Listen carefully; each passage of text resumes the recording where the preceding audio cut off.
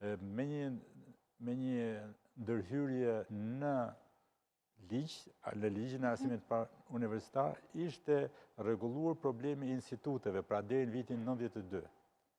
Sepse për institutet, në ligj ishte përcaktuar që ishin të barazvleshme me 8 semestra, kurse për pjesën e universiteteve,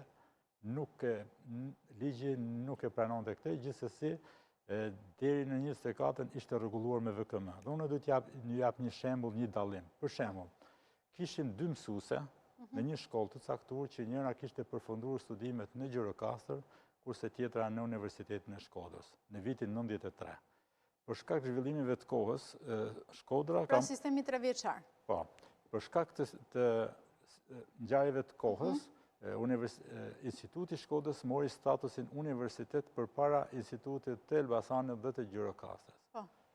Dhe 2 kolege punë, 2 mësuese të një shkolle të caktuar, kishin përfunduar studimet në të njëjtin vit.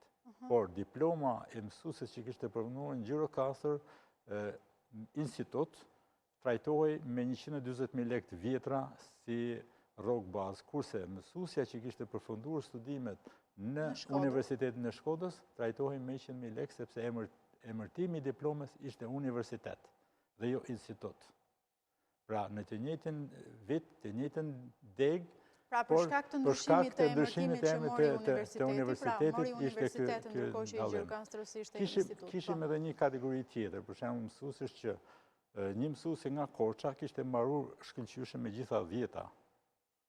3 vjeçar, Universitetin e Korçës, por nuk kishte hapësira të tjera që të vazhdojnë studime master, për shembull, që të vazhdojnë studime më teshme, dhe ishte mbyllur si cikël. Flasim po për të njëjtën periudhë? Për njëjtën periudhë.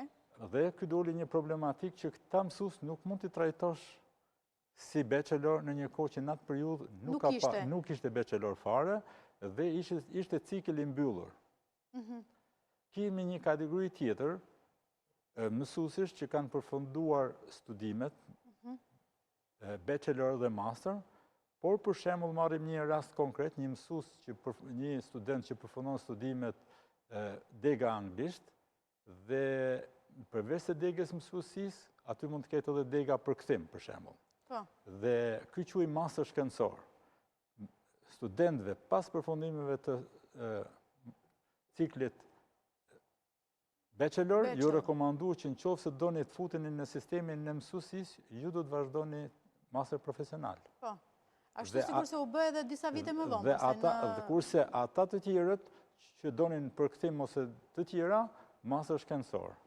Në trajtimin që u bë nga VKM-ja, ata që kishin orientuar drejt arsimit profesional, filluan po trajtohen me 120.000 lekë, sepse kanë 60 ose 90 kredite, në një kohë që nuk ishte alternativë tjetër me 120 kredite.